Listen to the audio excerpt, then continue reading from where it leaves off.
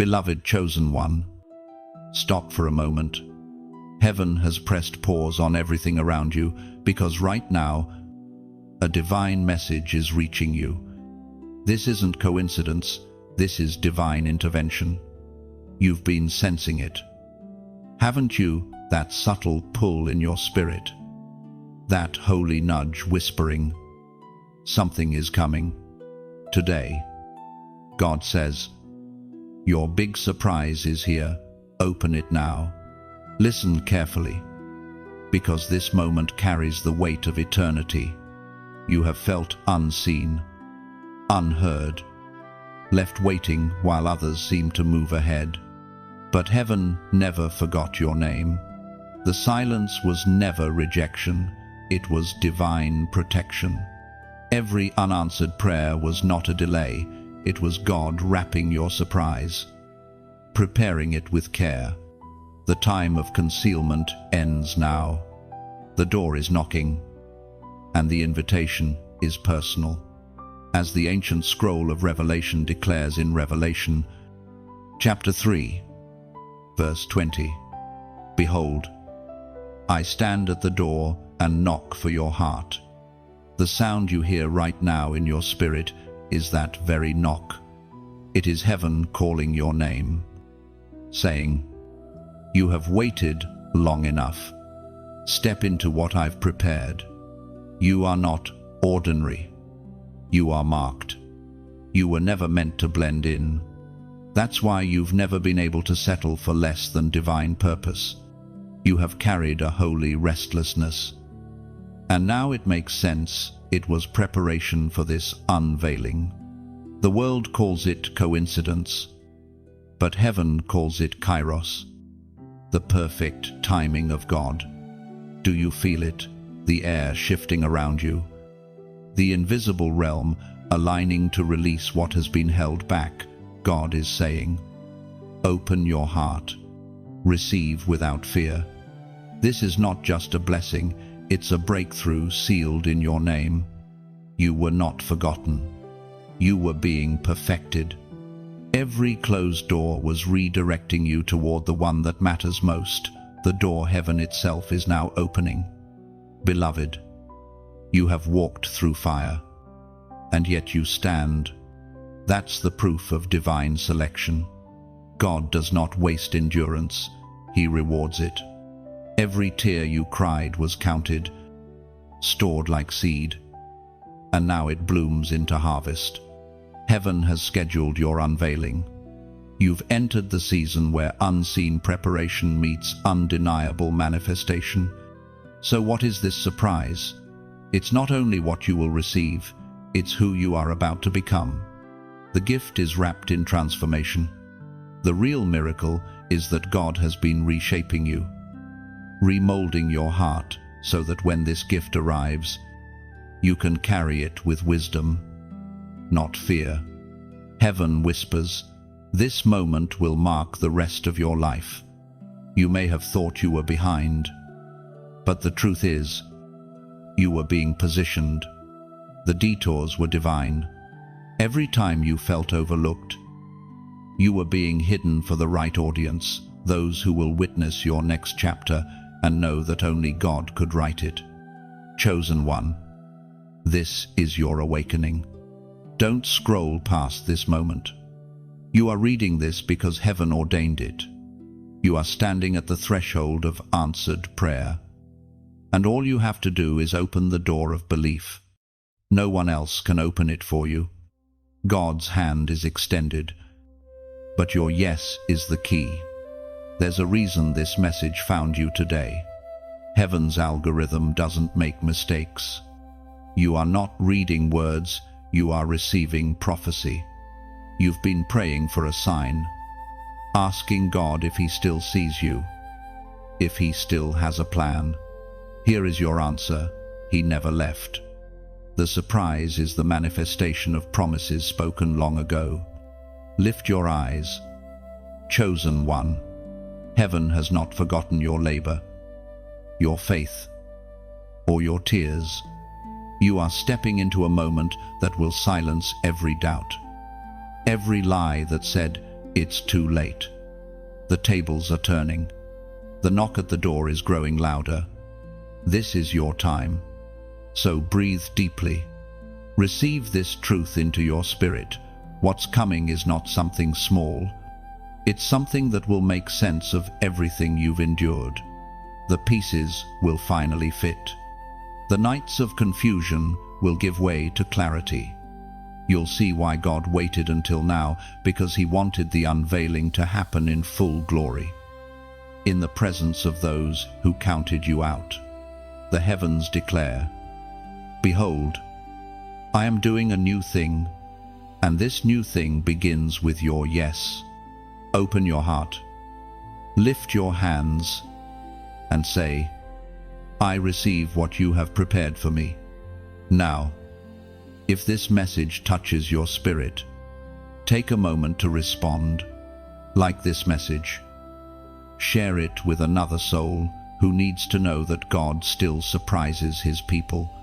Leave a comment below as your act of faith. Write 777 as a prophetic sign that you are opening your door to what heaven is delivering. And if you haven't yet, subscribe to stay connected to these divine revelations, because this is only the beginning. Your surprise is here. The door is open. Heaven is waiting for your yes. You were never meant to blend in. You were never meant to walk unnoticed through this world, living and dying as another name in the crowd. Chosen one. You were marked before time began, when others were formed by chance. You were designed by purpose. Every cell in your being carries divine intention. Every detour, every heartbreak, every delay, none of it was wasted. Heaven has been sculpting you, carving destiny through every season that tried to break you. There were moments you questioned it. You asked, "Why me? Why so hard? Why so long?" But what you didn't know was that heaven was writing a story that could not be rushed. The hand of God was forming you in places no one could see. You were hidden because your revelation required time. Like fine gold, you had to be refined before being revealed. The Spirit spoke through the prophet Jeremiah, and the echo of those sacred words still shakes the earth today. Chapter 1, verse 5. Before I formed you, I knew you. Before your birth, I called you. That means you are not a coincidence. You are not the result of chance or circumstance. You are the continuation of divine thought. Heaven knew your voice, your face, your purpose before you took your first breath. When you felt unseen, God saw you. When people walked away, heaven drew nearer. Every rejection was divine redirection. You were being separated, not punished. Isolation is often the language of heaven when elevation is near.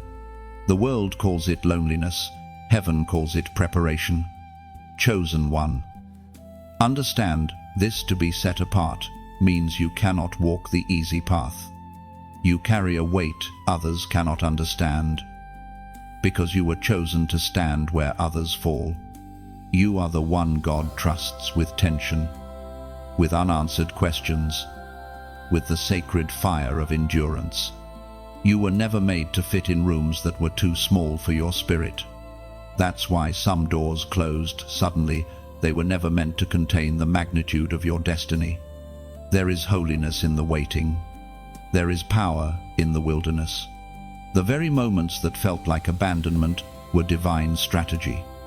God hides what He values most.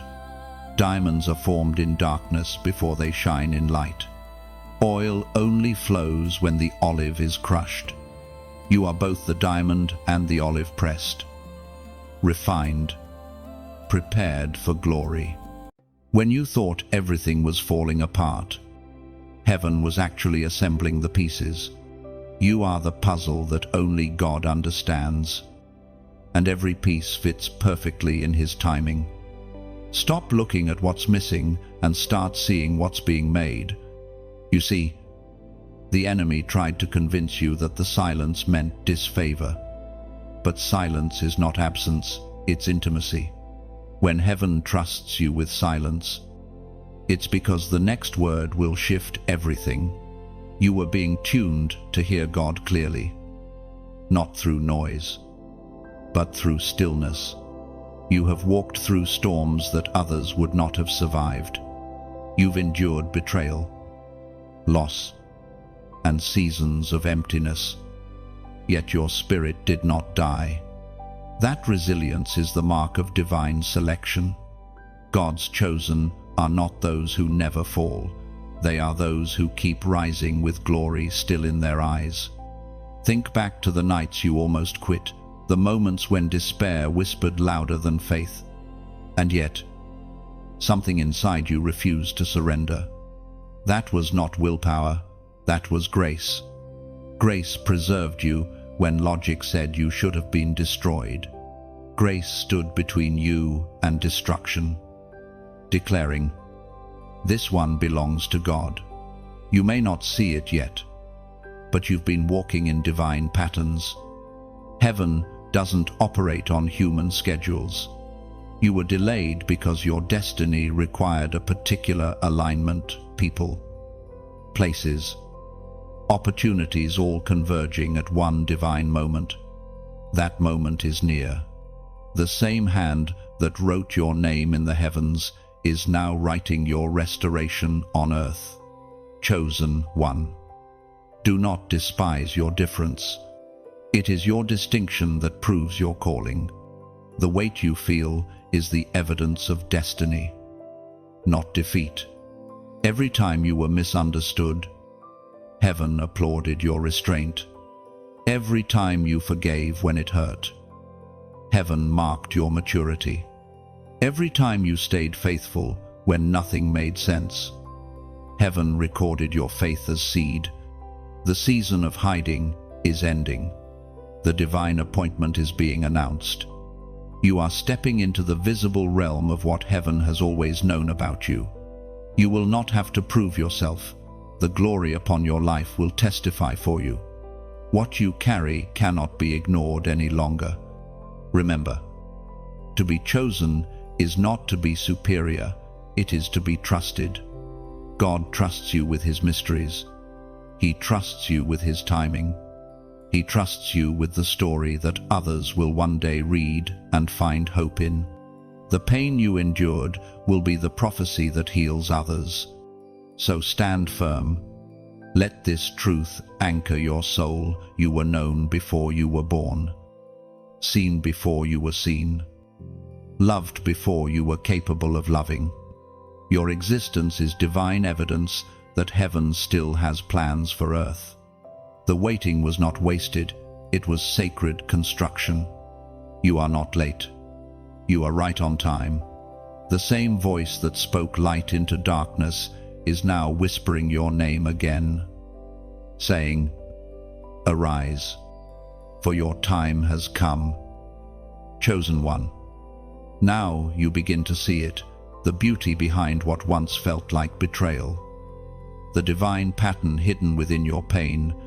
You thought God was silent, but He was scripting your preparation in whispers. Every dark night, every unanswered prayer, every lonely hour was not punishment, it was placement. You were being hidden in plain sight while heaven worked behind the curtain. You cried, "Why is this taking so long?" Heaven replied, "Because what I'm building through you must last forever. When the roots run deep, the fruit will endure every storm." You were being rooted, grounded, and strengthened so that what comes next won't be fragile. The ancient words recorded in Romans still echo today. Romans chapter 8, verse 28. "And we know that all things work together for good to them that love God." You didn't just read that verse, you lived it. Every heartbreak became a stepping stone. Every closed door redirected your path toward destiny. Even the silence of heaven was working in your favor. Understand this: God never wastes pain. He converts it into preparation. The moments you thought you were losing were actually shaping your spiritual muscles. You were learning how to see in the dark, how to walk by faith and not by sight. While others celebrated temporary victories, you were being built for eternal impact. There were seasons where you felt stripped, reduced to nothing. But that was the refining. Heaven removes what's temporary to reveal what's true. Just as fire purifies gold, your trials purified your heart. They taught you to recognize what matters, to discern the eternal amid the temporary. And now, your hidden preparation is becoming your public strength. The same valley that once drained you will now echo with your testimony. People will look at you and say, "How did they survive that?" And your answer will simply be, "Grace carried me. Chosen one." Heaven is unveiling you, not because you are flawless, but because you are faithful. Faithfulness is the language of promotion. The world looks for performance. God looks for persistence. You stayed when quitting seemed easier. You prayed when words failed. You believed when logic screamed impossible. You have been prepared to handle weight, not comfort. Divine destiny always demands endurance. It's not for the faint-hearted. It's for those who refuse to let go of hope, even when they can't see the outcome. That's you, the unshaken, the persevering, the one who didn't let disappointment destroy devotion. Look at your scars. Chosen one. They are not signs of defeat, they are proof of survival. They speak of a warrior who has been trained in the hidden fields of faith. The scars on your soul are sacred. They are the ink of your testimony, the map that shows others the way out of their darkness. And now, the atmosphere around you begins to shift. Heaven is aligning the stage for your unveiling. You may not feel ready, but heaven says, you are. The same grace that sustained you in obscurity will empower you in visibility. The season of quiet building has ended. The sound of manifestation begins. There's a divine rhythm in all of this, the waiting, the working, the revealing. Nothing has been wasted.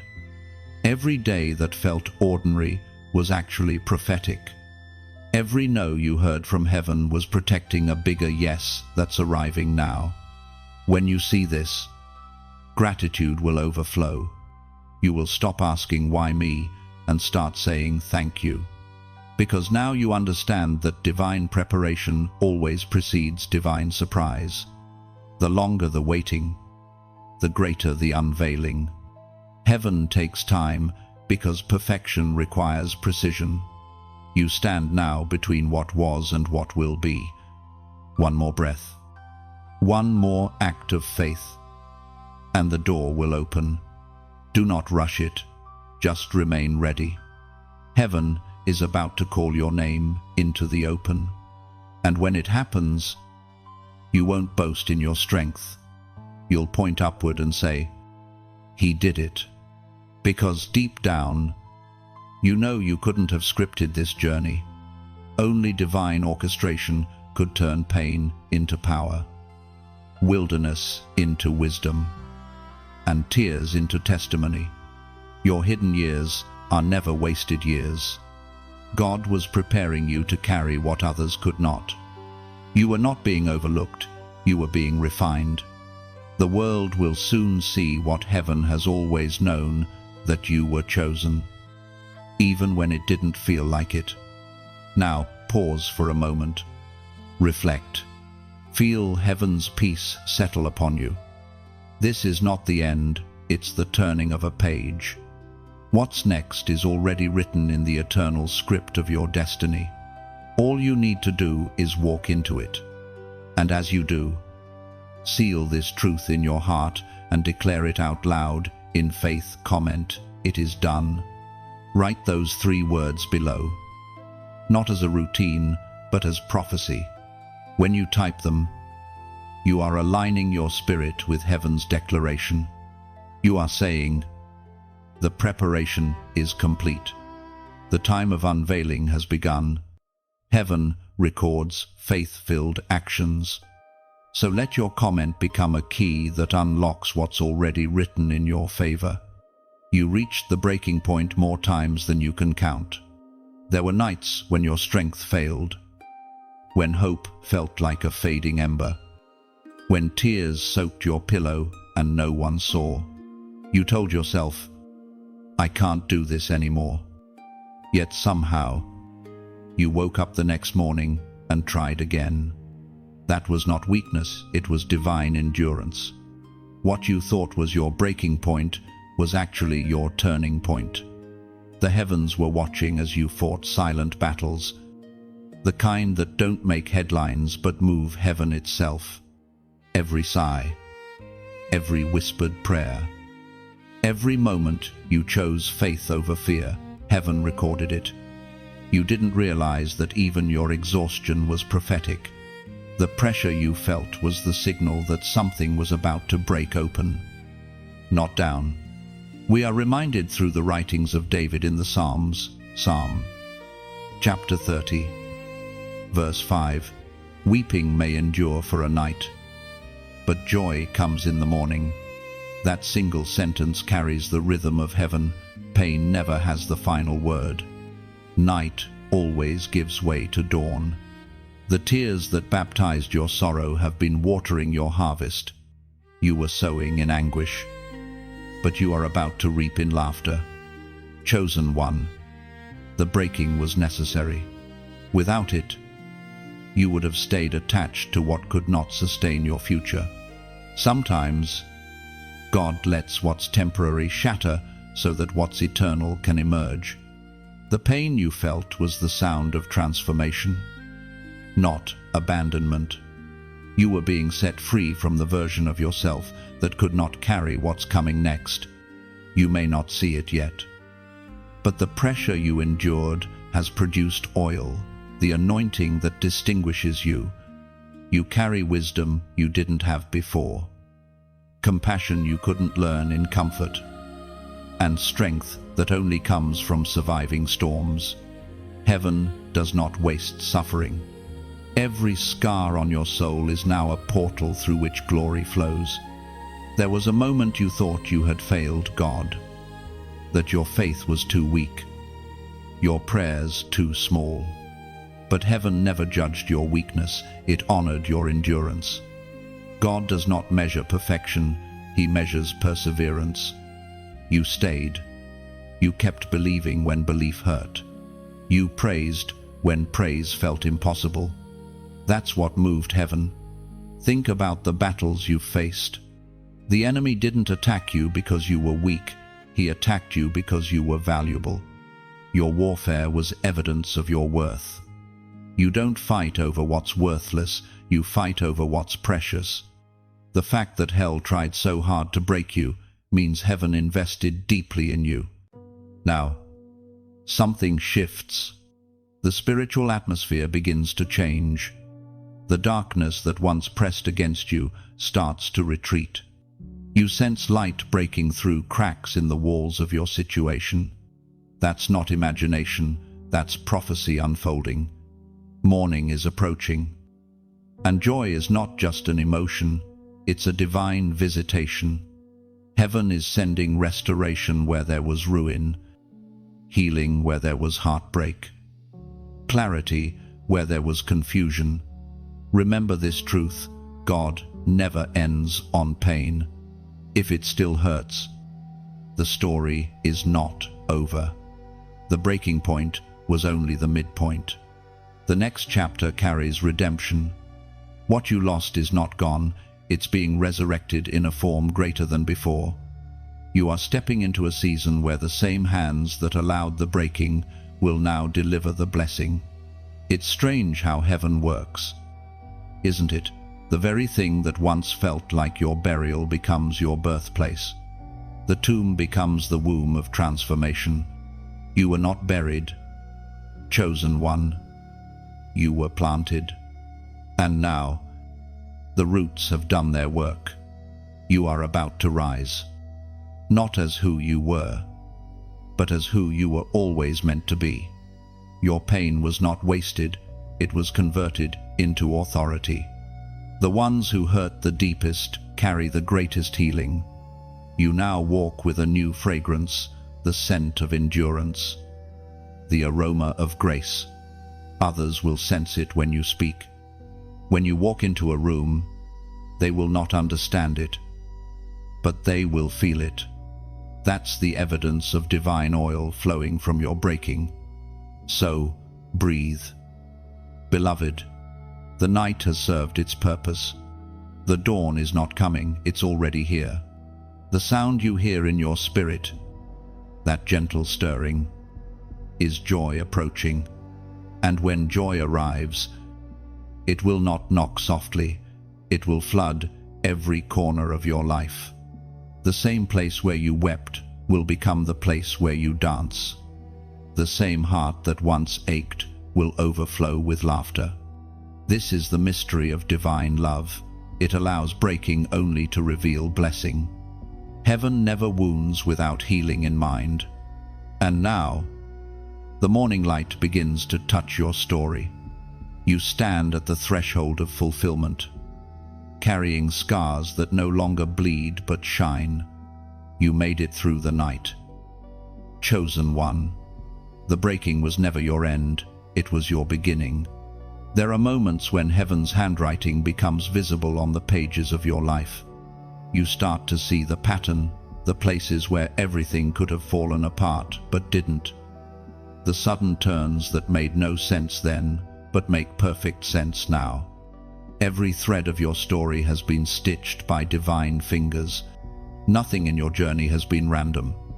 As you look back, you'll notice something. The fingerprints of God have been everywhere. On the people who came and went, on the closed doors that protected you, on the accidents that somehow turned into alignment. The divine signature is written across your past, written in invisible ink that only revelation can make visible. You were never wandering, you were being guided, step by step, by a hand you couldn't see. The prophet David once wrote with trembling hands and grateful heart, Psalm chapter 118, verse 23. It is the Lord's doing, it is marvelous in our eyes. That is the truth breathing through your life now. Every restoration, every breakthrough, every new dawn, none of it is by your might, your plan, or your control. It is the Lord's doing. Chosen one. Think of it like a painter working on a vast canvas. When you stand too close, all you see are smudges and strokes that seem messy. But when heaven steps back, the picture is breathtaking. That's what your life has been, beautiful chaos, divinely orchestrated. The mess was never a mistake, it was part of the masterpiece. You may not always feel God's nearness, but His fingerprints remain on your survival, your endurance, your ability to hope again after heartbreak. You've been carried through fire, but the flame didn't consume you.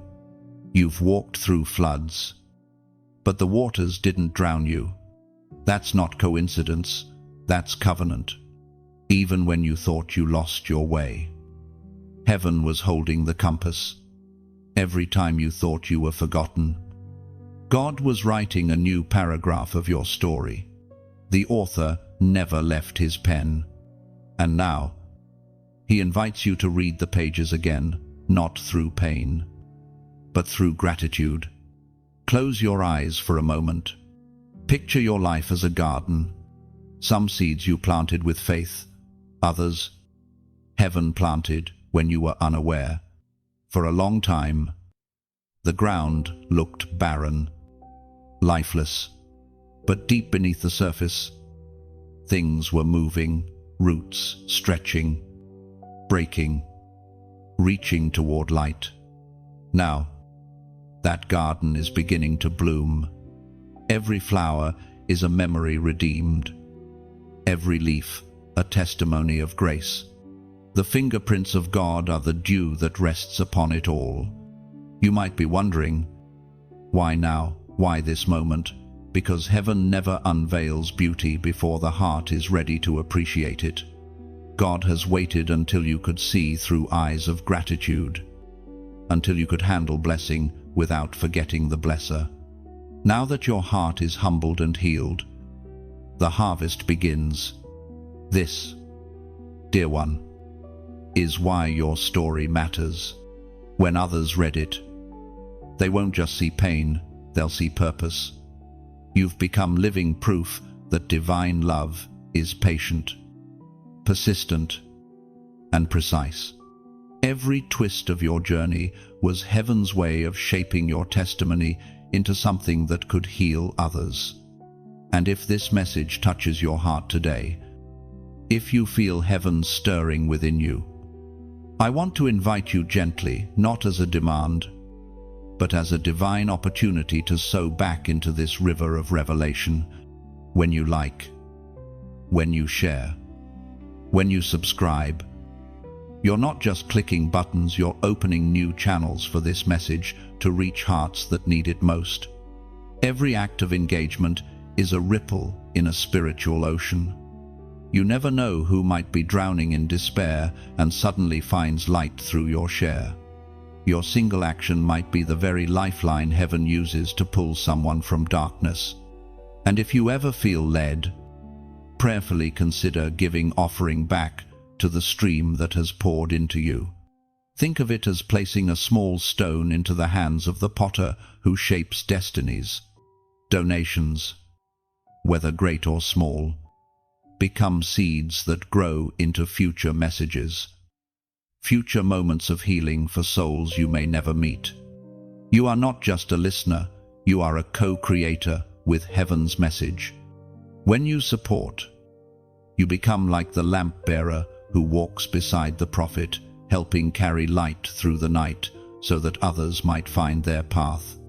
You're not giving to a voice, you're giving through it. To the one who speaks life to the weary and courage to the called. This is what makes this space sacred. It's more than content. It's communion. Every like is a spark.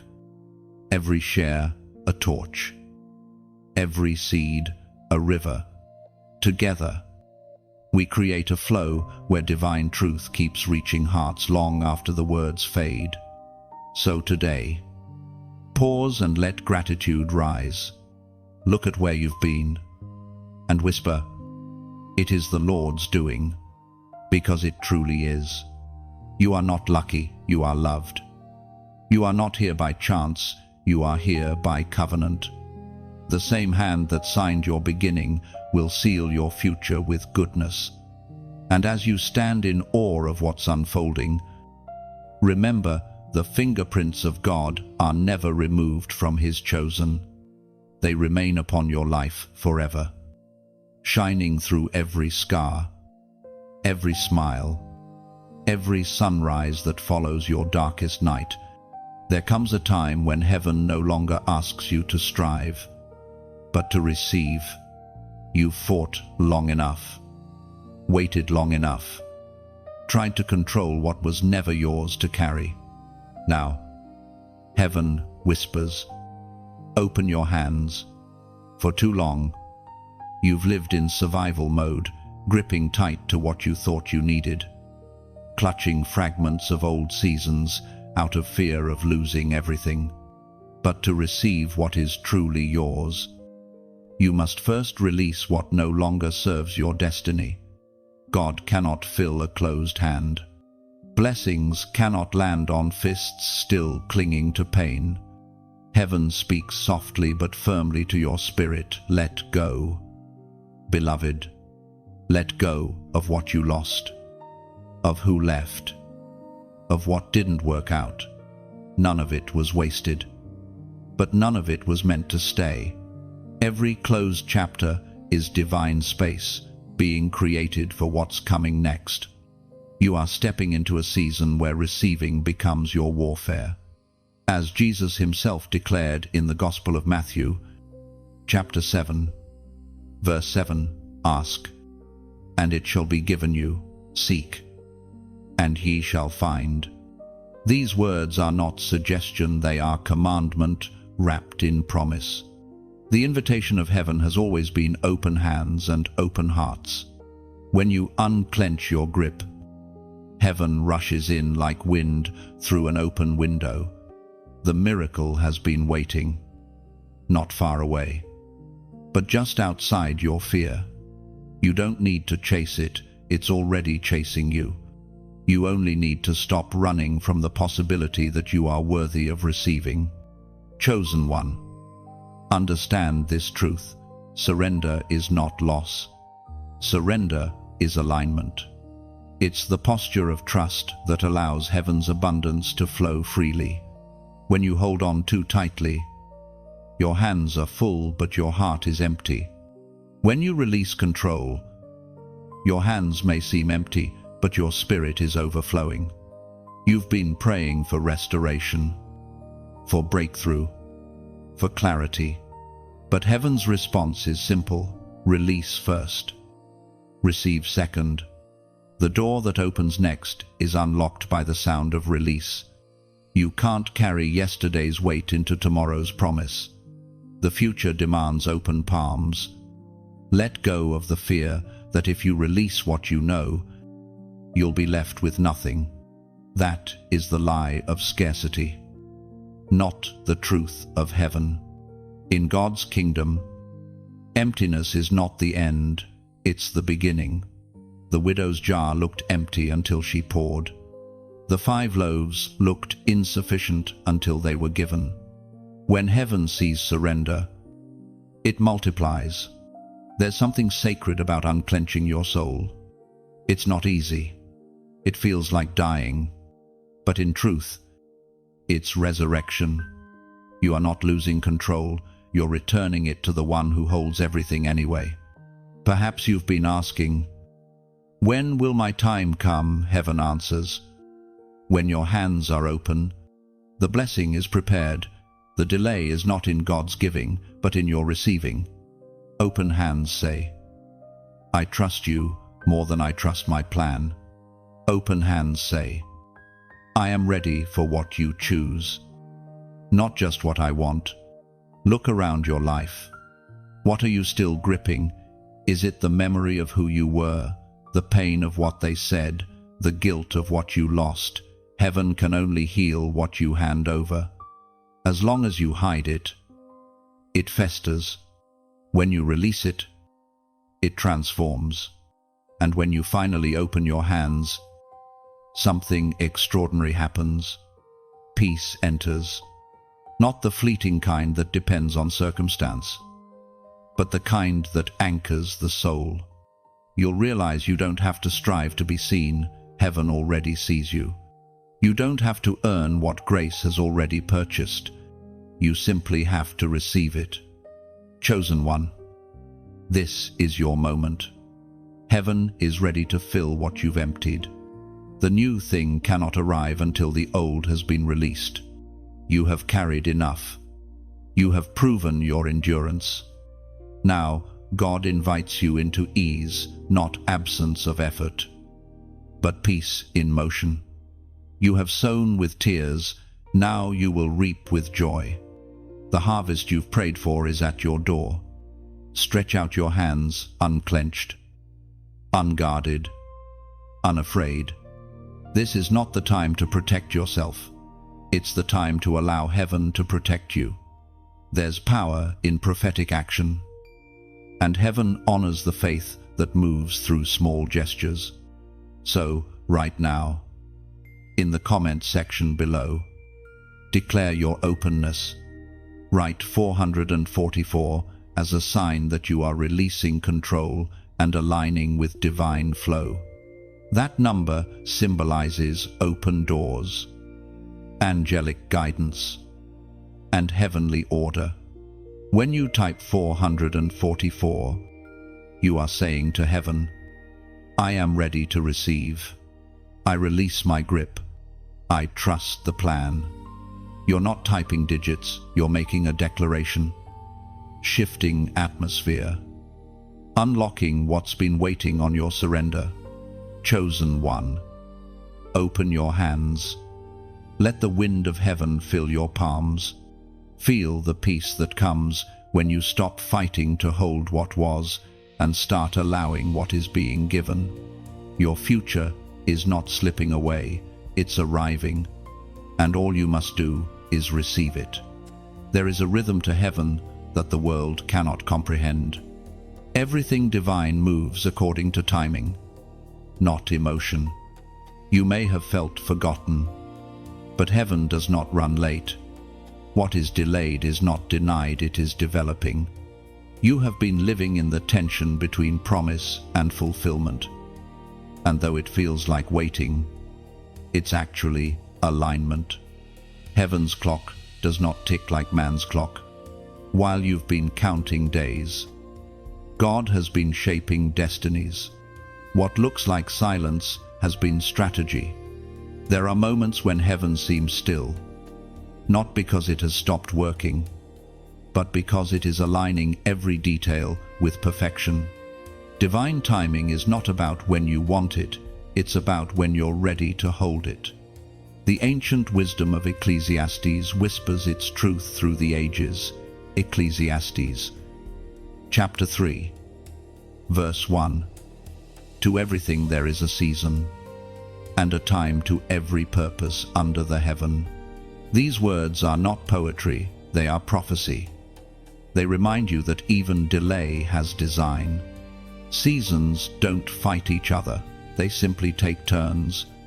You are entering your turn now. For too long, you watched others receive while you waited, wondering if heaven had passed you by. But God was preparing your ground. Just as winter hides the seed, so that spring can reveal its life. Your hidden season was necessary. The soil of your soul was being tilled by trial, so that the seed of destiny could finally break forth. If you rush the process, you risk losing the promise. Even miracles have gestation. Before there was light, there was darkness, and yet both served a purpose. Don't curse the darkness that protected your roots. Don't despise the days when nothing seemed to grow. Heaven was never ignoring you, it was insulating you. Chosen one. You've learned that divine timing is rarely comfortable, but it's always correct. There's a reason some doors didn't open when you knocked. There's a reason certain connections faded. Heaven knew what you didn't, that premature exposure destroys preparation. God delayed your unveiling so that when it happened, no force could reverse it. Sometimes, the waiting season feels like punishment. You watch others thrive while you feel stuck in place. But stillness is not stagnation. The eagle does not panic while the wind is still. It waits for the current to rise. Likewise, your season of waiting is your ascension moment. You were never grounded. You were gaining height. The truth is, if you received what you prayed for too early, it could have crushed you. Heaven's delay was mercy disguised as distance. You were being strengthened for what's weighty.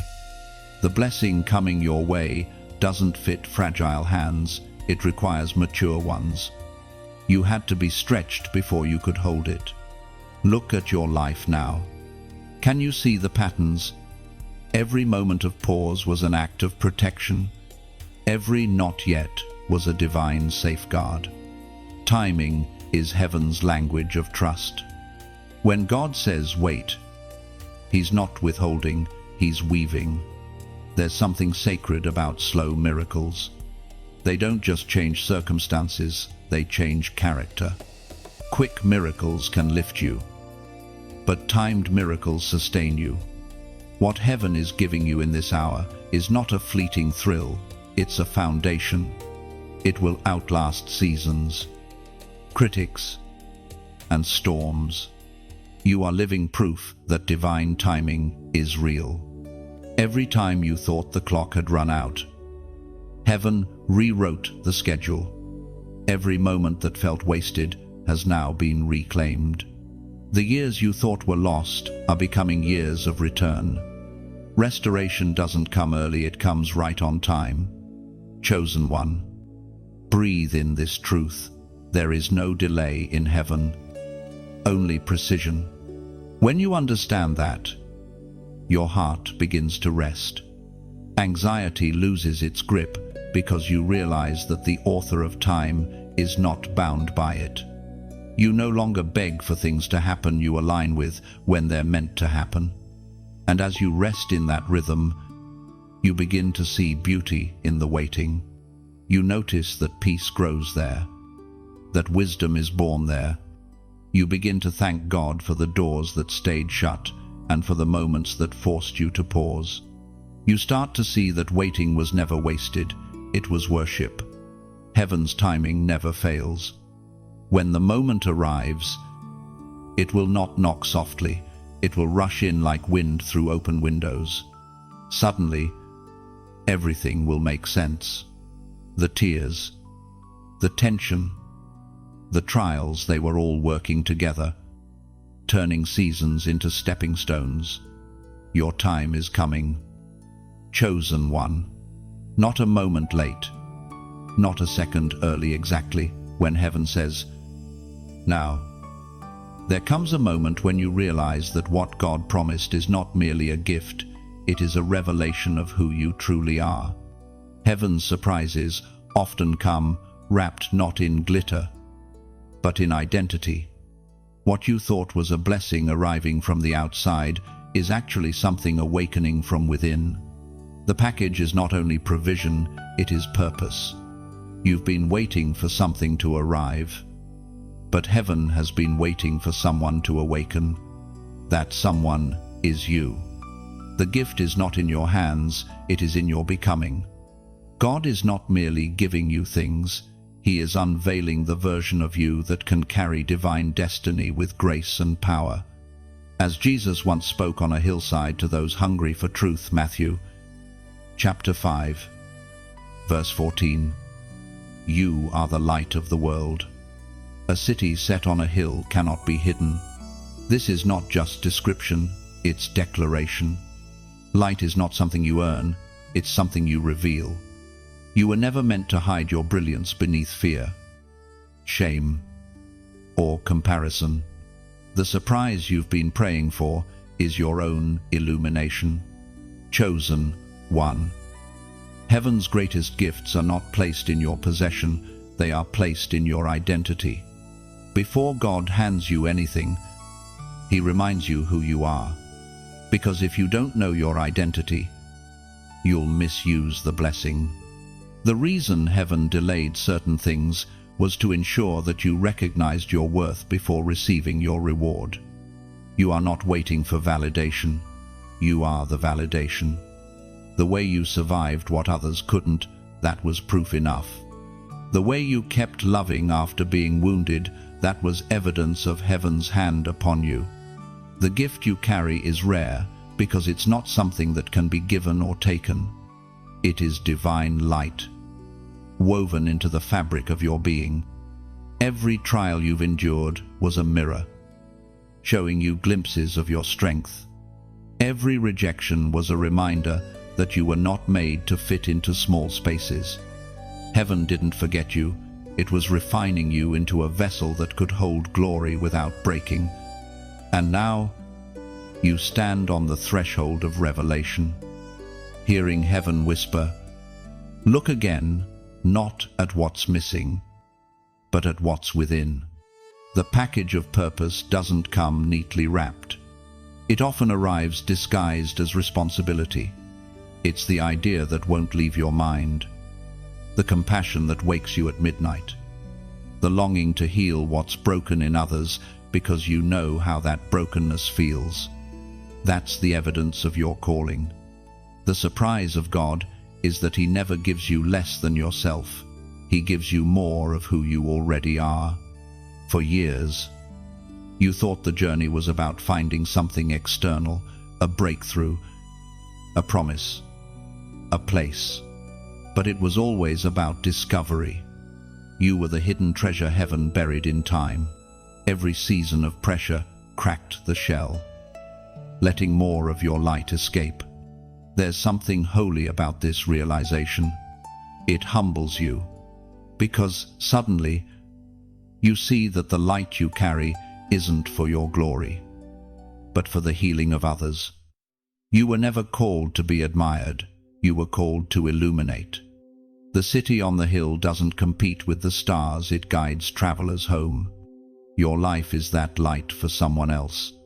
Do not underestimate what you carry. Heaven does not make duplicates. The world has never seen your exact combination of grace, resilience, and fire. You are the answer to a prayer someone hasn't even prayed yet. That's why you've been set apart, not for isolation, but for impact. When you finally embrace your purpose, everything changes. The same circumstances that once burdened you become the stage where your light shines brightest. The job you thought was mundane becomes a ministry. The pain you thought was punishment becomes prophecy. The people who hurt you become the soil that grows your compassion. Nothing is wasted when you understand who you are. Chosen one. This is what heaven's package contains: divine awareness. The awakening that your life is a message written by God, meant to be read by those still searching for hope. The surprise isn't that blessings are coming, it's that they've been within you all along, waiting for your permission to bloom. And so, lift your head. The light is not coming from above, it's rising from within. You are the revelation. You are the sign. You are the living evidence that heaven still plants divine purpose inside fragile humanity and calls it beautiful. The gift is not something you open, it's something you become. There is something sacred about unwrapping pain. Most people run from it, hide from it, bury it deep where light cannot touch. But you, chosen one, you have dared to look within. You've dared to hold the jagged pieces in your hands and whisper, even this can be redeemed. And heaven has heard that whisper. You see, every tear you shed has meaning. Every silent cry carried upward became part of a melody that only heaven could compose. Pain, when surrendered, becomes holy. It is the wrapping that conceals glory. You've been asking God to remove the pain, but He's been using it to reveal your strength. What you thought was breaking you has actually been unveiling you. The prophet Isaiah once spoke of this mystery. Chapter 61, verse 3. He gives beauty for your ashes, oil of joy for mourning. You have lived this scripture, not as poetry, but as prophecy. Your ashes are about to shimmer with divine purpose. The smoke of your sorrow will soon become the fragrance of joy. Chosen one, heaven is not ashamed of your scars. In fact, they are the very proof that you've walked through fire and came out refined, not ruined. You have been peeled layer by layer, not to expose your weakness, but to uncover your glory. The unwrapping hurts. Yes, but so does birth. Every contraction, every tear, every trembling moment of surrender is heaven bringing something new into existence. Your pain has not been wasted. It has been transmuted. What the enemy meant for destruction, heaven has recycled into power. You've been learning, even in heartbreak, how to hold yourself with grace. You've been learning that forgiveness is not weakness, that letting go is not losing, and that love Real love heals deeper than any wound can reach. And now, something miraculous is happening. The same places that once ached are beginning to glow. The memories that once pierced you are softening into wisdom. You look back and realize you didn't lose yourself. You found your essence. You are no longer reacting from pain. You are creating from peace. That is transformation in its purest form. Think of a pearl, born from irritation. A small wound inside an oyster becomes something of beauty because it is covered with layers of protection. That is what heaven has done with your pain, covered it in grace until it gleamed. What once hurt now shines. What once cut you now crowns you. You don't have to hide your story anymore. You don't have to apologize for surviving. You are not defined by what broke you. You are defined by what was born in you because of it. Every crack has let in more light. Every scar is a sacred window through which others will see God's mercy. Chosen one. Your vulnerability is not your downfall, it's your weapon. When you speak from healed pain, you dismantle darkness. When you show others your scars, you give them permission to believe that theirs can heal too. You are not just being restored, you are being commissioned. Your story will not be wasted, it will become a map for the lost. You've unwrapped enough to know that pain has purpose. Now, as you stand here, on the other side of so many tears, heaven says, it is time to shine. What once made you weep will now make you wise. You have not been buried, you have been planted, and your roots are ready to push through the soil of sorrow into sunlight. The light within you is no longer flickering, it is burning steady. And the world needs that flame.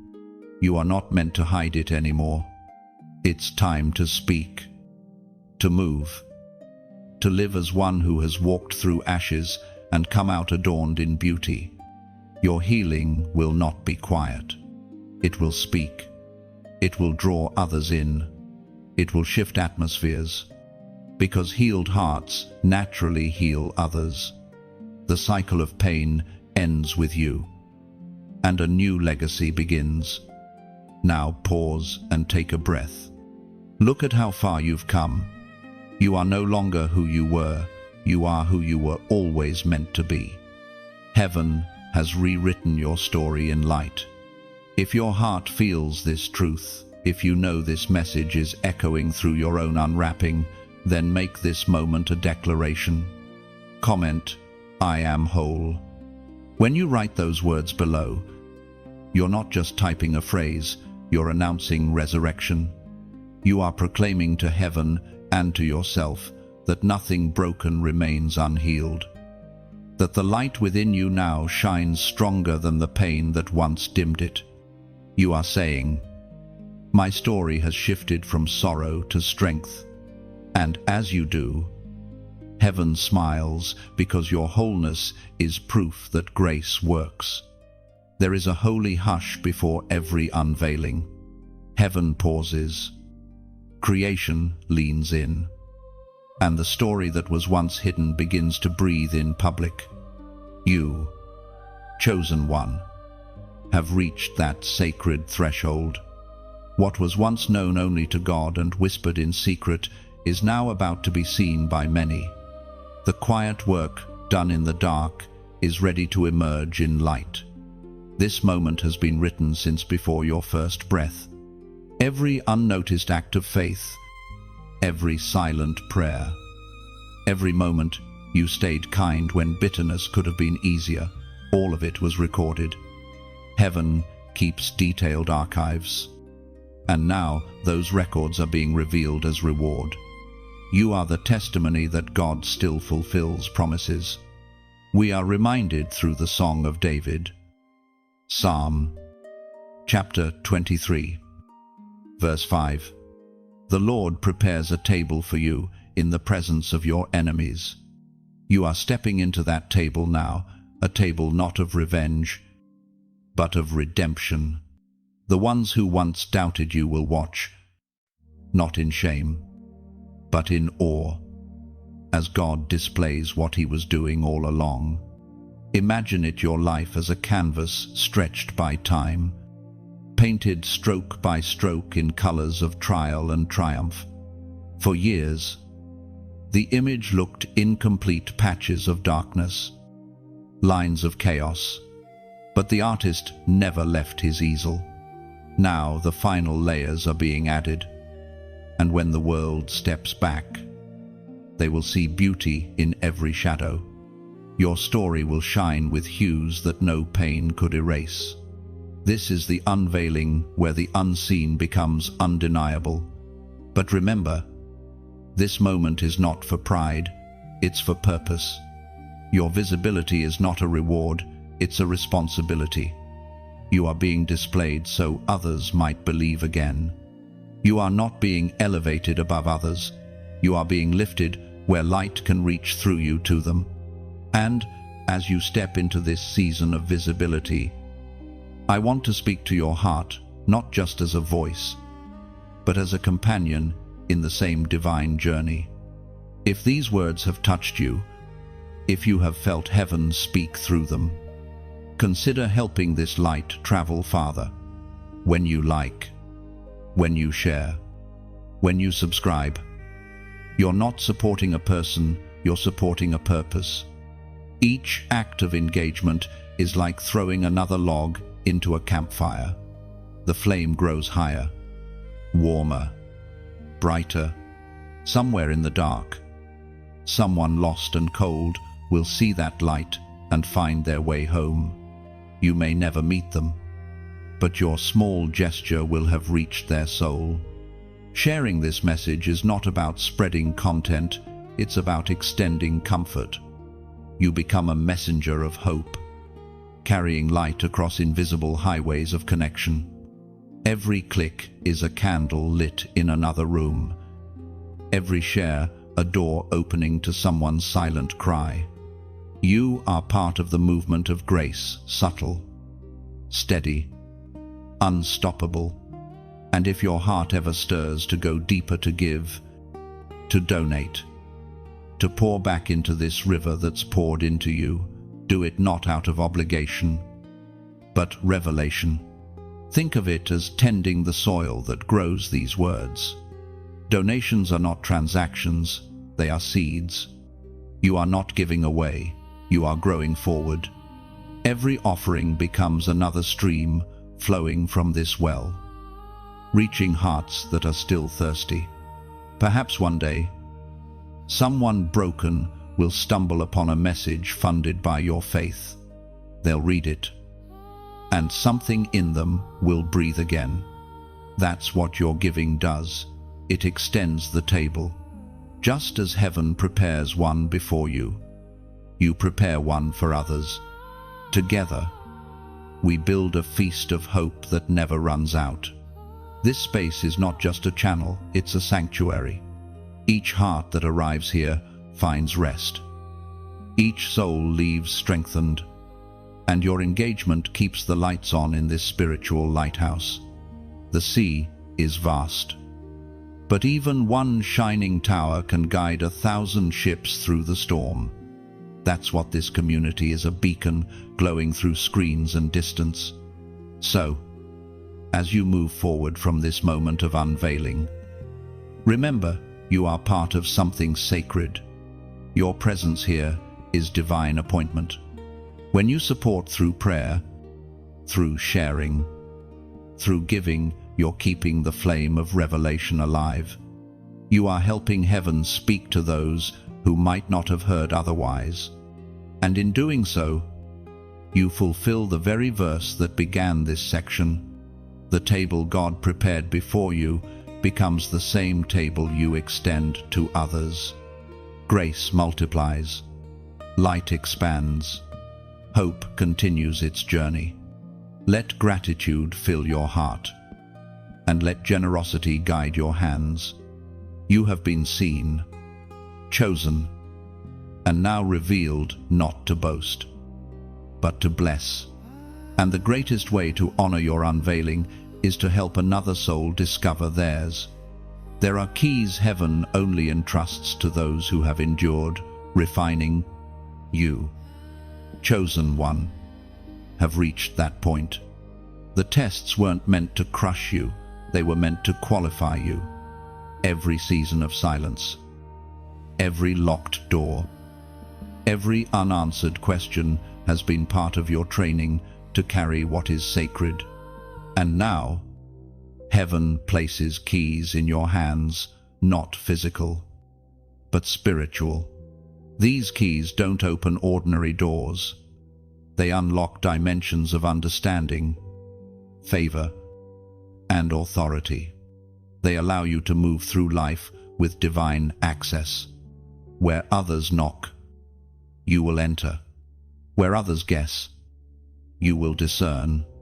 These keys represent responsibility as much as reward, for only the trusted are given access to mysteries.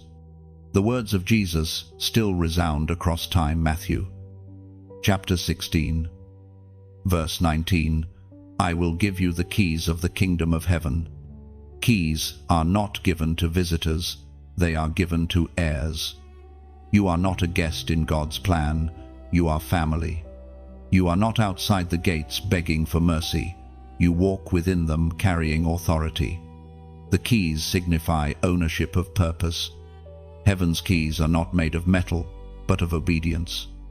Each one forged in the fire of surrender, shaped by the hammer of humility. You gained them not through striving, but through surviving. Every yes you whispered in hardship was a key being molded. Every time you forgave, you earned access. Every time you loved instead of lashing out, another lock turned in the unseen realm. Now, you hold them, keys that open doors to wisdom, peace, creativity, restoration, and revelation. But these doors don't open outward, they open inward. The first place they grant you access to is your own spirit. Heaven will never give you authority over what you cannot govern within.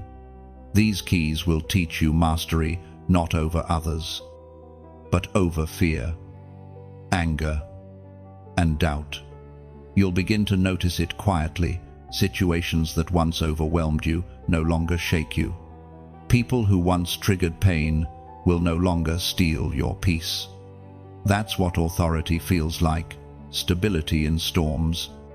The keys of the kingdom don't always change your circumstances, they change how you walk through them.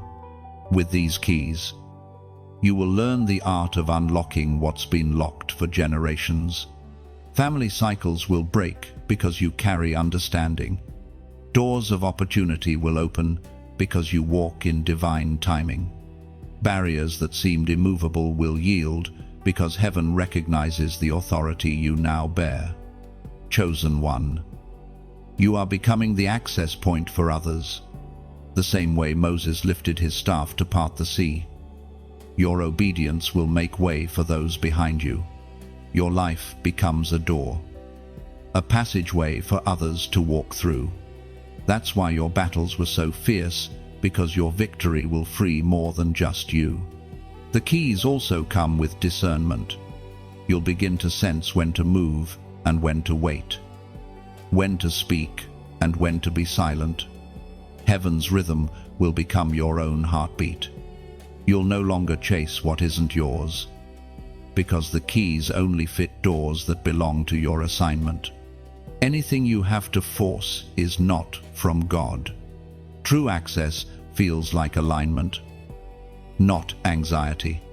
There will be times when you try to use an old key on a new door and nothing happens. Don't panic. That's how heaven teaches maturity. Not every opportunity is divine, and not every open door leads to destiny. Sometimes the key doesn't fit because heaven is protecting you from counterfeit blessings. Trust the process. Heaven never confuses you to punish you, it withholds to preserve you. The more you walk with these keys, the more you'll realize they are not tools of power, but instruments of service. Every key is meant to unlock freedom for someone else. When you pray for others, when you speak life into despair, when you help heal a heart that's you, turning a key in the unseen. The locks you open with love will echo across generations. Guard these keys carefully. Do not use them for pride or control. Use them for compassion and healing. Authority without humility becomes corruption, but authority wrapped in love becomes transformation. And that is what heaven intends through you, transformation that multiplies. So walk with quiet confidence. You don't need to prove what you carry. The doors that open will speak for you. The spiritual realm already recognizes you. Heaven knows your sound. The locks that once resisted you will now respond to your presence.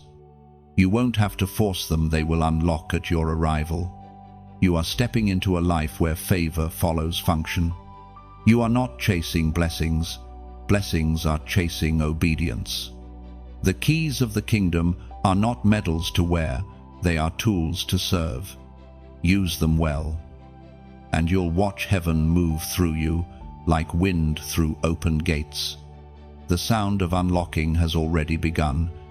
The corridors of destiny are waiting. The kingdom is not coming from afar, it's unfolding through you. One key at a time. Something sacred stirs in the atmosphere now. Chosen one. You can feel it. Can't you? The shift, the invisible pulse that tells your spirit that something is about to move, to manifest, to arrive. Heaven is aligning everything that once felt scattered. The waiting, the preparation, the testing. It's all converging into a single moment called completion. This is not just another season. This is fulfillment. Every prayer you whispered through tears, every promise you've held onto, even when logic called you foolish, all of it is being honored. You've reached the turning point where heaven no longer says wait, but walk. The clouds that covered your vision are clearing, and what you've believed in faith will now appear before your eyes. The ancient letter of Paul to the Philippians holds a promise that now echoes over your life. Philippians chapter 1, verse 6. He who began a good work in you will carry it on to completion. This is not merely a comforting verse, it is a declaration of destiny. What heaven started, heaven finishes. The same God who sparked your purpose is now perfecting it. Nothing in your story will remain half-built.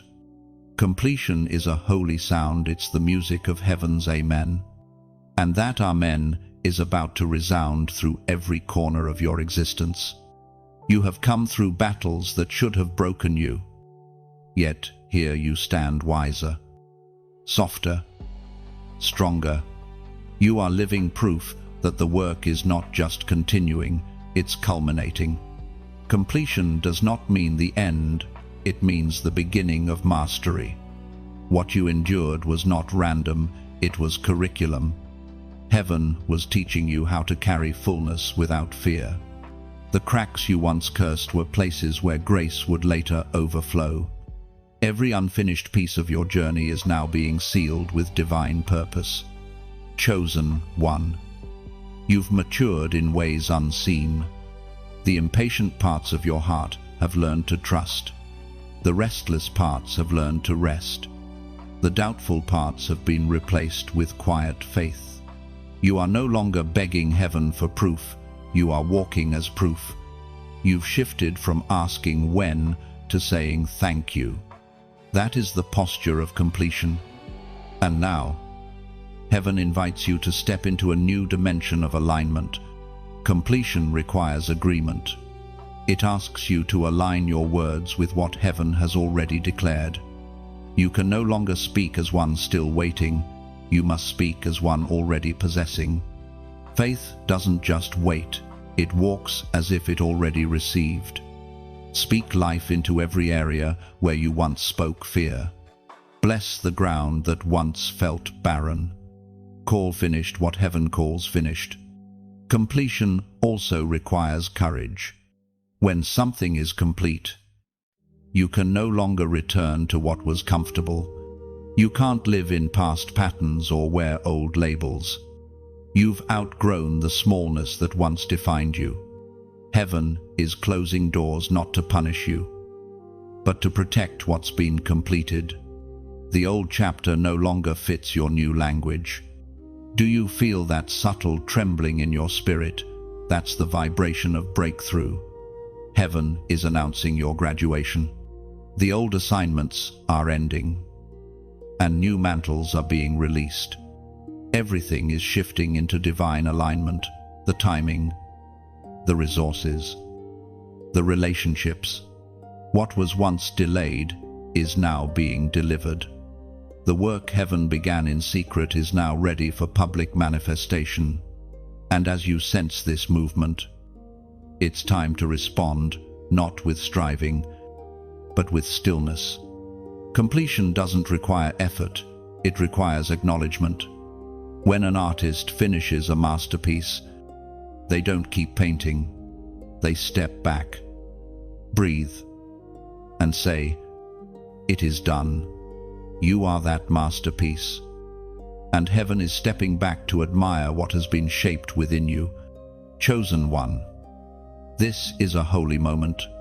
Heaven is hovering over you, affirming what's been fulfilled. Your process is now prophecy. You are standing on the bridge between what was promised and what now exists. Don't rush to the next thing. Pause and honor the work that's been completed. Gratitude seals what grace has finished. To mark this moment of divine completion, perform one small prophetic act. In the comment section, write 333. That number symbolizes divine fulfillment, the seal of heaven's promise, the echo of the Trinity's completion. When you write 333, you are declaring to the unseen realm, the work is done. I align with heaven's perfect timing. I receive what is complete. It's more than a number, it's a code of agreement between you and eternity. It's your acknowledgement that what was begun in weakness ends in strength. What began in tears concludes in triumph. So type it, not out of ritual, but revelation. Let heaven see your amen. Let your spirit stand tall in the assurance that no promise over your life will remain unfinished. The circle is closing. The season is sealing. And the work is complete. What heaven started in you has reached its fullness.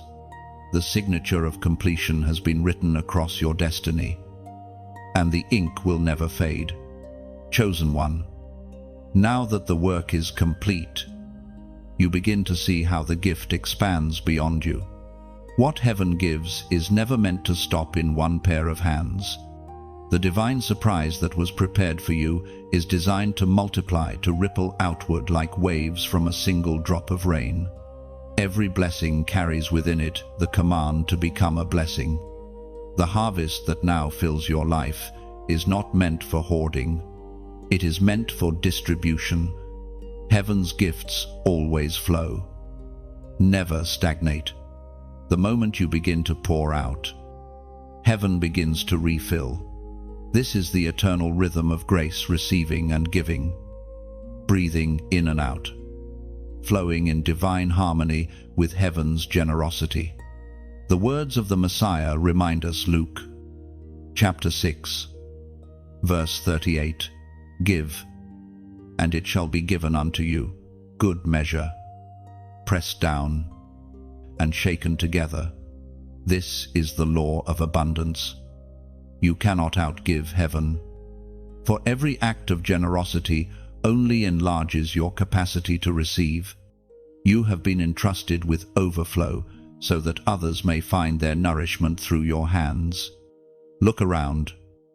Chosen one. The people you meet. The spaces you enter. The words you speak. These are all fields ready for seed. You are no longer walking as the one who waits for miracles. You are now the vessel through which miracles arrive. You are the answered prayer of someone else. Heaven has multiplied your pain into compassion, your endurance into wisdom, your loss into empathy. And now, what once wounded you becomes the very water others will drink from. You see, true prosperity is not measured in possessions, but in impact. A river is great not because it holds water, but because it moves it. You are becoming that river. The blessing flowing through you will not dry up. Because you are not clinging to it, you are channeling it. Heaven can trust those who pour freely. Your story will begin to inspire those who thought they were forgotten. People will look at your life and see what faith looks like when it refuses to die. They will hear your words and feel something awaken inside them. That's how multiplication works. It's not about wealth alone, but about the spread of light. Every truth you live out becomes seed for someone else's growth. There's something profoundly beautiful about this divine economy. What you give away, you never lose. What you hold on to too tightly, you eventually suffocate. That is why heaven trains the chosen to release. The more you open your heart, the wider heaven pours.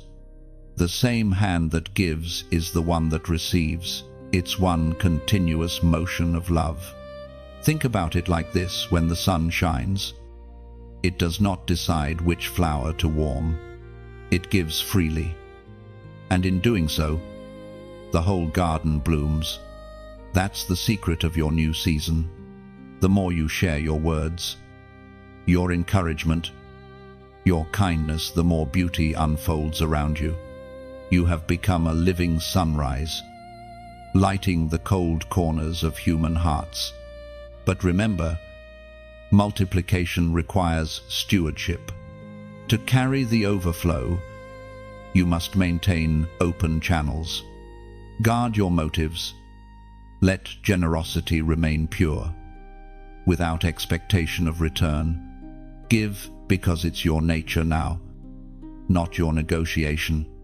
Love because it's who you've become, not what you want to earn. That's how heaven multiplies through you, when giving becomes identity, not effort. You'll notice it soon, the quiet transformations. People you once prayed for will begin to find peace. Words you spoke months ago will start bearing fruit. Seeds you forgot you planted will bloom in places you may never visit.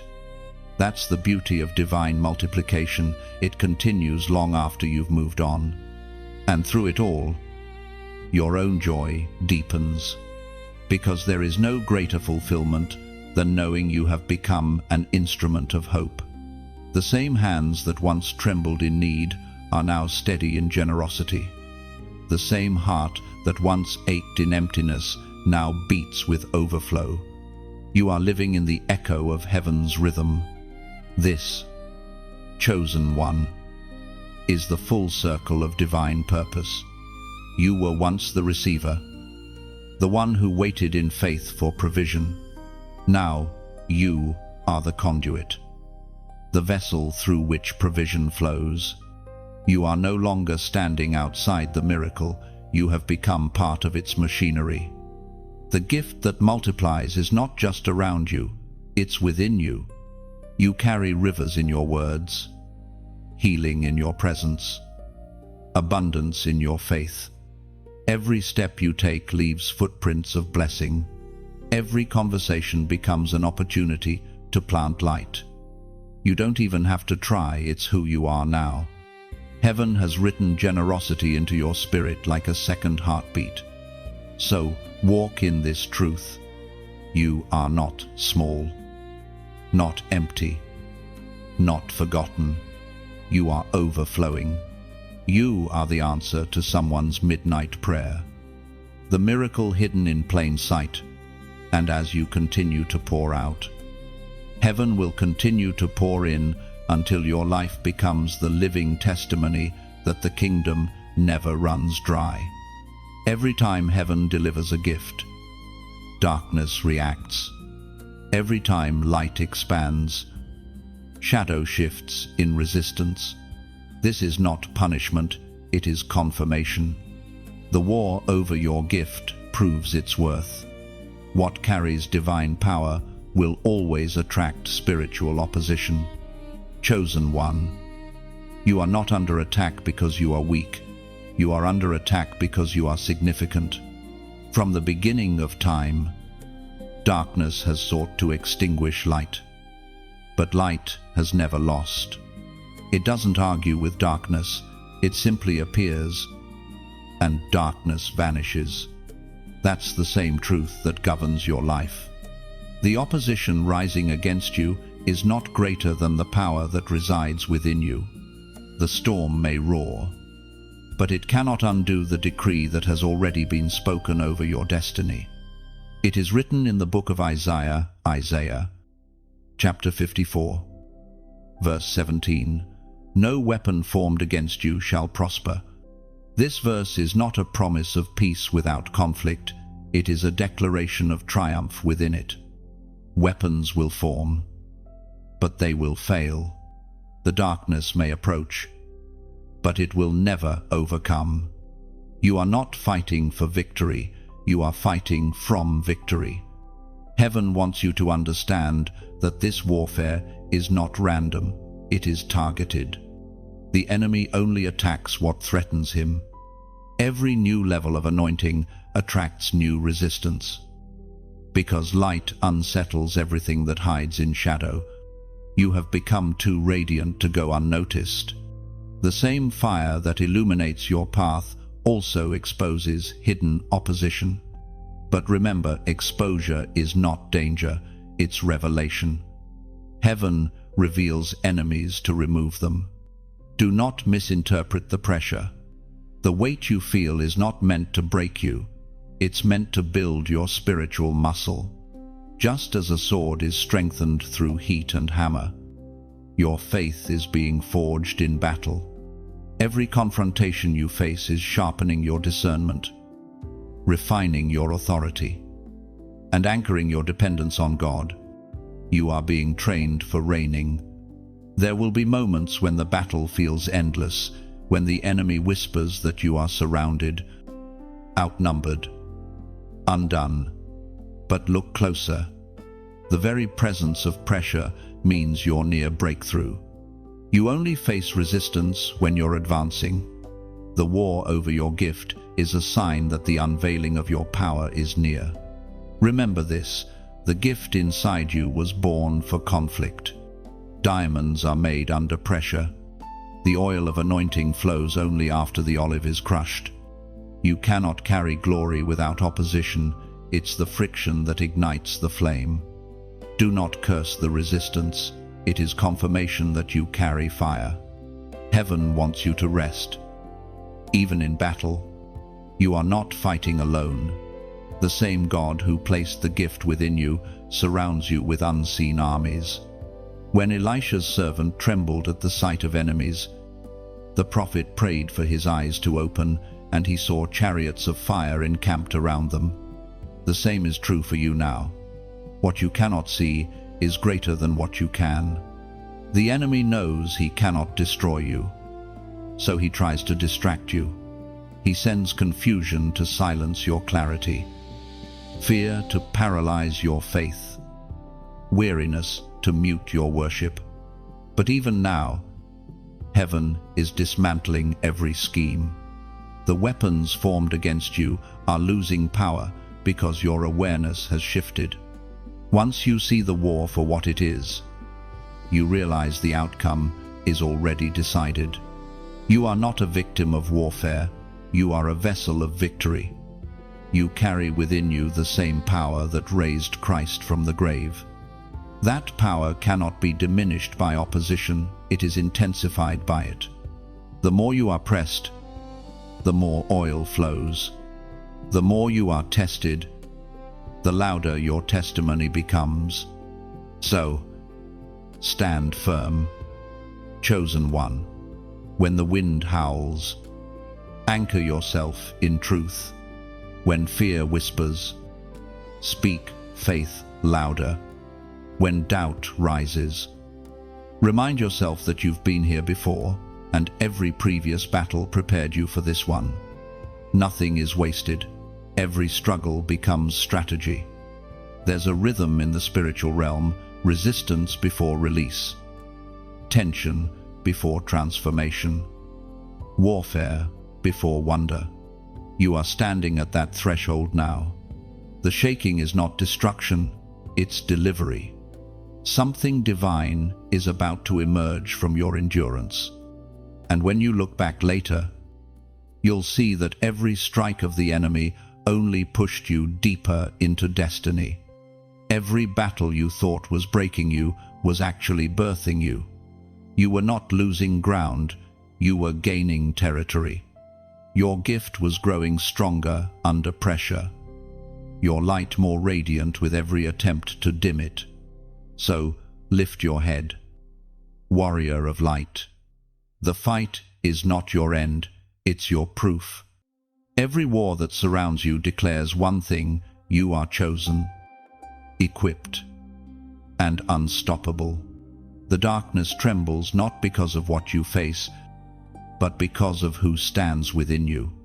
There is a moment when heaven decides that silence must end, that the light once hidden must finally shine for all to see. You, chosen one, have reached that moment. The time for concealment is over. The quiet season of becoming is complete. And now the voice of heaven declares, step forward. It's your time to be seen. This unveiling is not about vanity, it's about visibility. God doesn't reveal you to the world for applause. He reveals you for assignment. Your life has become a living message. And now that message must be read. Everything you've carried in secret, the wisdom, the compassion, the strength is ready to bless those still wandering in darkness. It is written in the book of Isaiah. Isaiah, chapter 60, verse 1. Arise, shine, your light has come, the Lord's glory rises on you. That is not just a command, it is a commissioning. Heaven's light now radiates through your story, illuminating paths for others to follow. The same glow that carried you out of shadows will now guide others into purpose. You are stepping into a season where the world begins to notice what heaven already knew.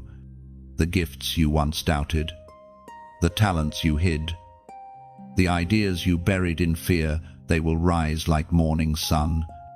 You will not have to shout or strive for recognition. Grace itself will introduce you. The right people will see you at the right time, because divine timing is now your companion. But with visibility comes stewardship. Your light must stay pure. The world may misunderstand you. Some may misjudge your motives. But your task is not to defend yourself, it is to stay aligned. Let your life speak louder than your words. Let your consistency preach where your explanations cannot. The same grace that brought you here will sustain you here. Chosen one, your unveiling will not look like everyone else's. Some will find you through your voice, others through your kindness, and some through the way you carry peace into chaos. You are not being revealed to perform, you are being revealed to transform. Heaven never calls people to spotlight for ego, it calls them to visibility for impact. And as this divine unveiling unfolds, allow gratitude to overflow. Pause and marvel at how far you've come.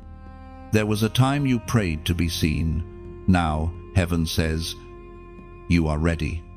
You once walked in shadows of uncertainty. But now you carry light that cannot be dimmed. The very areas of your life that once caused shame will become the proof of grace. This is a holy stage, not a worldly one. Every heart that encounters your story will encounter hope. Every person who hears your words will feel the pulse of heaven through them. You are not just a voice in the crowd, you are a sound from heaven, resonating through time and space. And if this message has found you, if you feel heaven stirring within your spirit, I want to invite you gently, humbly, to help this light travel farther. When you like, when you share, when you subscribe, you are not merely engaging with content, you are partnering with calling. Each act is like lifting your lamp a little higher, allowing its glow to reach someone standing in the dark. When you share, think of it as releasing light down unseen hallways. You never know whose midnight your single act may illuminate. When you subscribe, you are anchoring yourself in a flow of continual revelation, a steady stream of words designed to keep your spirit fed and your hope alive. And when you take a moment to comment, you leave behind a footprint of faith. Someone else may read your words and realize they're not alone.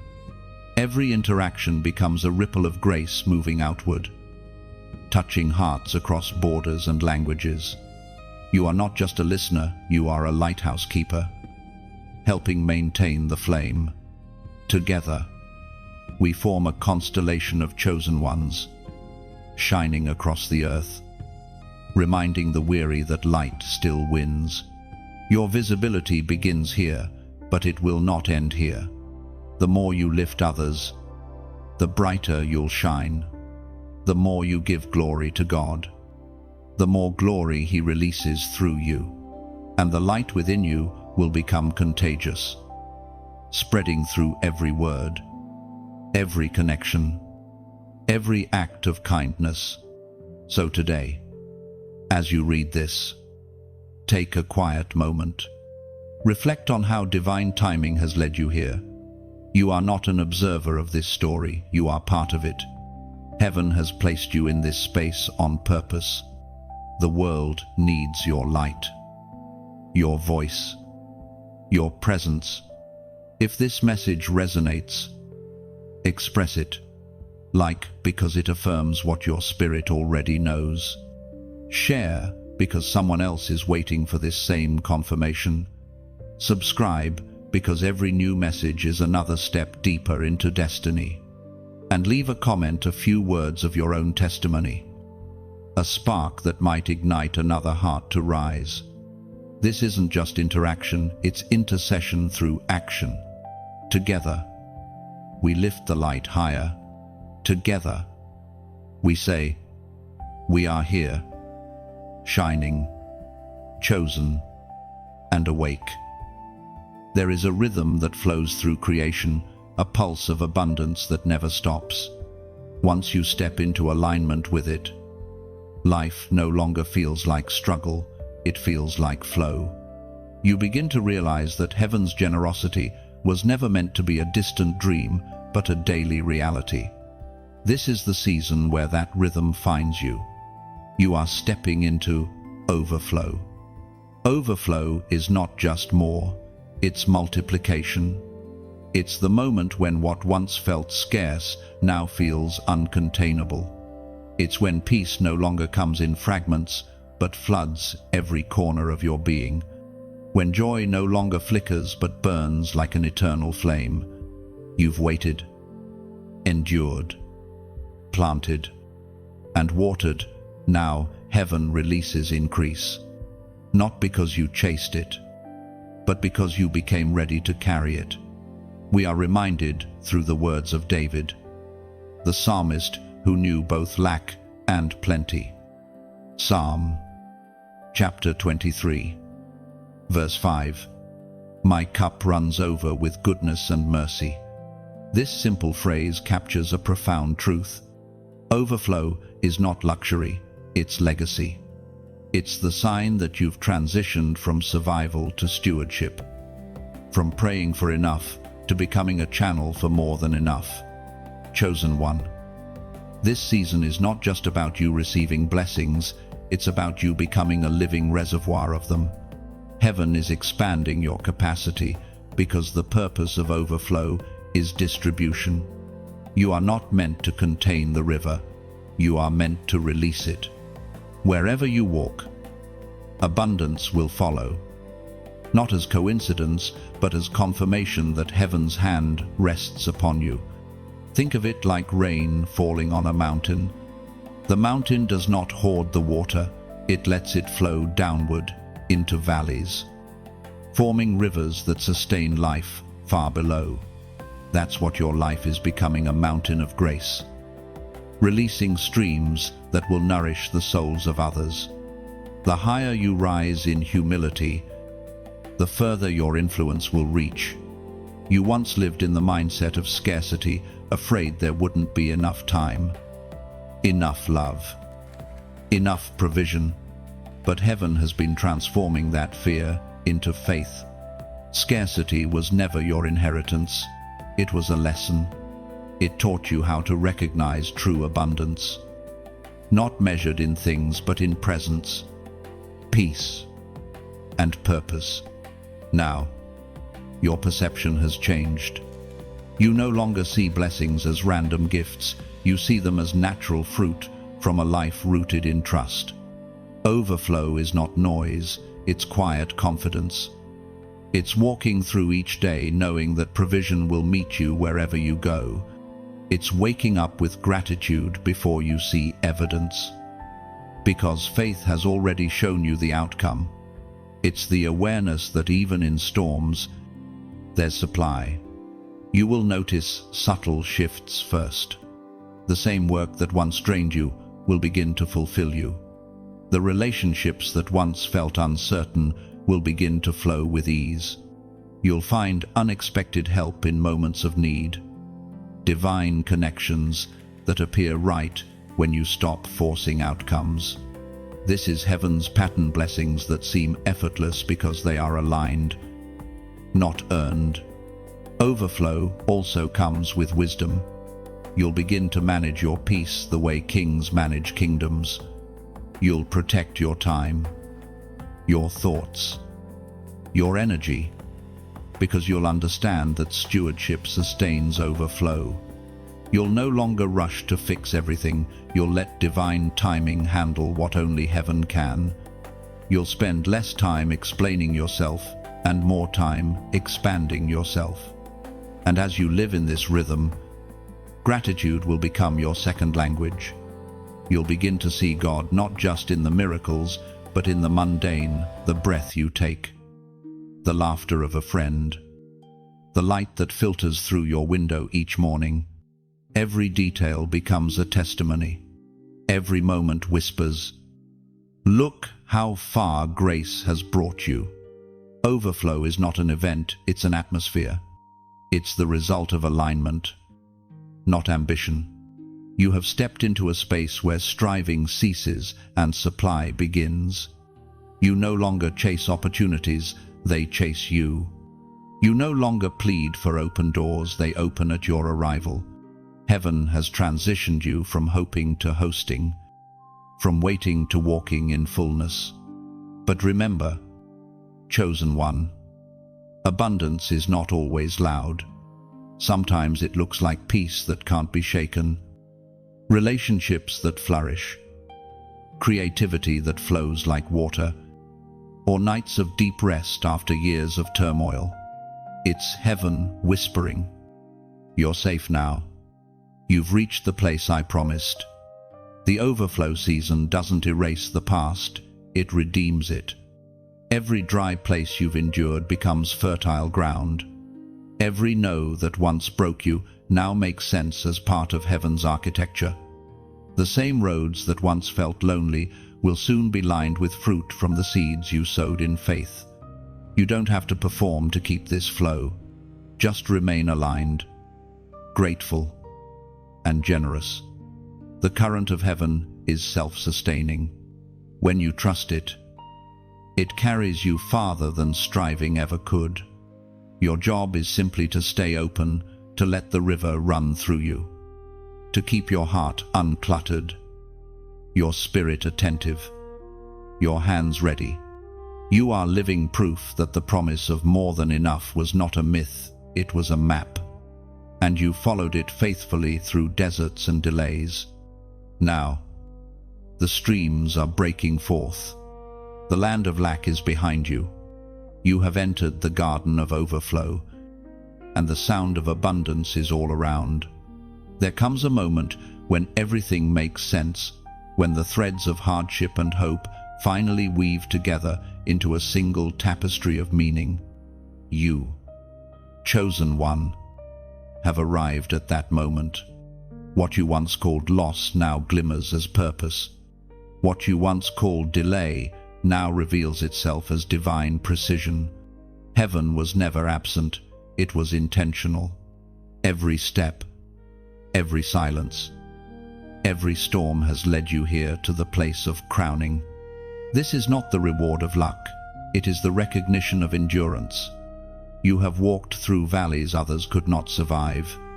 You have faced tests that stripped you of everything unnecessary until only truth remained. Heaven has watched you stand when you could have fallen, forgive when you could have cursed, love when you could have shut down. All of it was preparation for this moment, the moment when God places the crown of calling upon your head.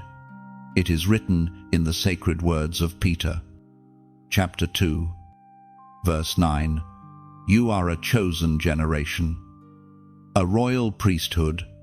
This is your inheritance, your identity, your unveiling. You are not a wanderer trying to find worth. You are royalty, learning to remember it. The crown you now wear was forged in fire and sanctified in tears. It is not made of gold alone, it is made of obedience, compassion, and courage. You are being crowned not merely for survival, but for stewardship. The purpose of the crown is not to elevate you above others, but to empower you to serve from a higher perspective. Kings and queens of heaven rule not by force, but by love. They lead not from thrones of pride, but from altars of humility. That is the posture of the chosen one, royalty with reverence. Think of how far you've come. Once, you doubted your worth. You questioned whether your voice mattered, whether your prayers reached beyond your ceiling. You mistook wilderness for punishment, when it was actually preparation. Heaven was refining your heart so that when the crown came, it would rest on someone pure, not proud. The journey was long because the calling is weighty. Now, heaven lifts your chin. The crown settles gently upon you. Not as decoration, but as declaration. You are chosen, called, and consecrated for divine purpose. The pain you've endured was not in vain, it was your anointing ceremony. Every disappointment was an oil press. Every heartbreak, a refining fire. The light you carry now burns because you allowed yourself to be broken. And though you wear a crown, remember, crowns are not only symbols of victory, they are also reminders of responsibility. You have been entrusted with influence, and influence demands integrity. The higher you rise, the lower you must bow. The greater the glory, the deeper the gratitude. True royalty never forgets who placed the crown upon their head. You will begin to notice new weight in your spirit, a gravity that draws others toward you. People will come, not seeking you, but seeking the peace that flows from your presence. That peace is the evidence of the crown. It's the atmosphere of authority that requires no announcement. The world recognizes what heaven has ordained. This crown will change how you see everything. What once angered you will now move you to intercession. What once intimidated, you will now invite your compassion. The crown gives you the eyes of grace to see not just what people are, but what they could become. You will walk among brokenness and feel heaven's heart beating through you, urging you to lift others as you were lifted. And there will be moments, even with the crown, when you'll feel unworthy. The enemy will whisper, "You're not qualified." But remember, heaven never crowns the perfect, only the obedient.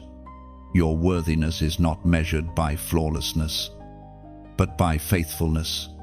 The crown remains because grace remains. You are sealed by favor that cannot be revoked. You'll come to understand that the crown is not the end of your journey, but the beginning of your reign. Every lesson, every tear, every sacrifice was training for leadership in love.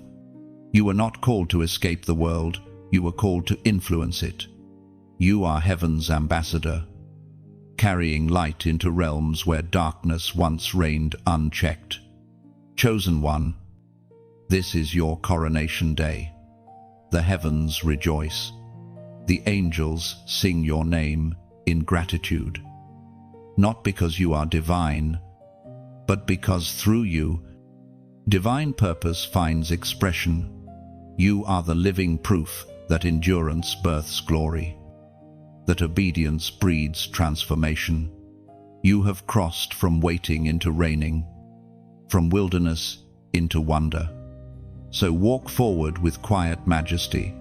Your crown is invisible to some, but undeniable in spirit.